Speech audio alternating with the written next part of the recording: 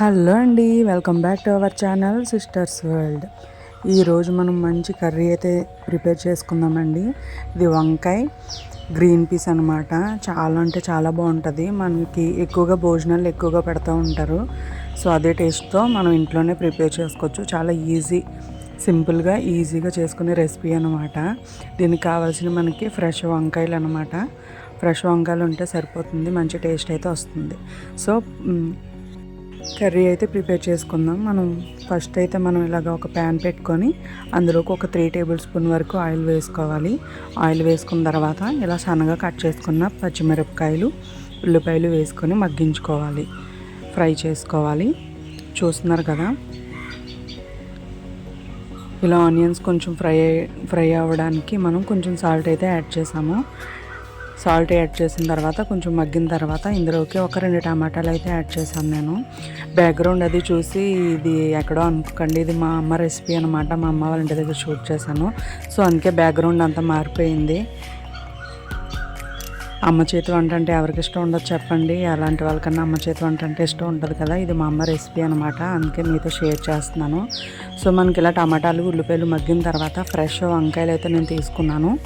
ఇది మనకి రాజమండ్రి సైడ్ మనకి చాలా ఫ్రెష్గా దొరుకుతాయండి వంకాయలు. అక్కడ టేస్ట్ వేరే ఉంటుంది. ఇలా వంకాయలు నేను 2 రకాలు వేసుకున్నాను, బ్లాక్వి, గ్రీన్వి 2 కూడా వేసుకున్నాను అనమాట. ఇలా చిన్న ముక్కలుగా కట్ చేసుకొని వంకాయలు కూడా మగ్గనివ్వాలి. ఇందులో మనం వాటర్ వేయకుండా ముందు మగ్గించుకోవాలి. కొంచెం ఉప్పు అనేది వేసుకోండి, ఎందుకంటే వంకాయలు మగ్గాలి కదా, కాకుండా ఉంటాయి. ఇది కట్ చేసుకున్నప్పుడు కూడా కొంచెం ఉప్పు వేసుకోవాలి నీటిలో. అలా వేసినట్లయితే కలర్ చేంజ్ అవ్వకుండా ఉంటాయి అన్నమాట. సో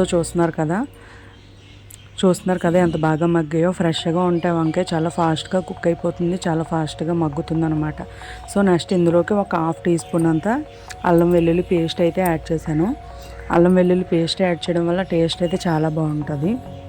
అది మగ్గిన తర్వాత గ్రీన్ పీస్ ఉంటుంది కదా ఫ్రోజన్ వేవి, నేను ఇవి ఆల్రెడీ ముందే బాయిల్ చేసి పక్కన పెట్టుకున్నాను.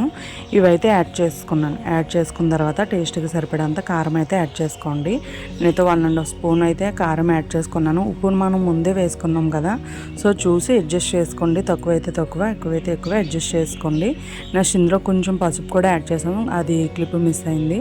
సో పసుపు కూడా యాడ్ చేసుకొని మంచిగా అంతా ఫ్రై చేసుకోవాలి. అడుగు పట్టకుండా చూసుకోండి. మనం కారం వేసిన తర్వాత అడుగు పట్టే ఛాన్స్ ఎక్కువ ఉంటుంది కాబట్టి సో కొంచెం పచ్చివాసన పోయేంత వరకు బాగా కలుపుకోండి. పచ్చివాసన పోయిన తర్వాత ఇందులోకి వాటర్ కొంచెం చూసుకొని వేసుకోండి. ఆల్రెడీ ఇది మనకి మగ్గిపోయింది కాబట్టి నాకైతే ఒక 1/2 గ్లాస్ అయితే సరిపోయాయి, చిన్న గ్లాస్ తోటి. సో నేను తక్కువ వాటర్ వేసుకొని ఉడికించుకుంటున్నాను. మన కర్రీ అయితే ఫైనల్గా చాలా అంటే చాలా యమ్మీగా వస్తుంది. ఫైనల్లో కొంచెం దీనికి కొత్తిమీర అనేది యాడ్ చేసుకుంటే ఇంకా మన కర్రీ అయితే సూపర్ యమ్మీగా రెడీ అయిపోయినట్టే. ఇది మనకి వేడి అన్నంలో వేసుకుందంటే సూపర్ అంటే సూపర్ ఉంటుంది కదా. అందులోనే అమ్మ చేతి వంటని ఎవరైతే మిస్ అవుతున్నారో ఇలా అయితే ప్రిపేర్ చేసుకోండి. చాలా అంటే చాలా బాగుంటుంది. వంకాయ కూరకి స్పెషల్గా ఫ్యాన్ బేస్ ఎక్కువ ఉంటుంది కదా. సో నాకు కూడా చాలా ఫేవరెట్ మా అమ్మ వండిన వంకాయ అయితే. మీలో ఎంతమందికి ఇష్టమో కామెంట్ చేయండి. సో మన కర్రీ అయితే ప్రిపేర్ అయిపోయింది. నా ఈ వీడియో మీకు ఎలా అనిపించిందో కామెంట్ చేయండి.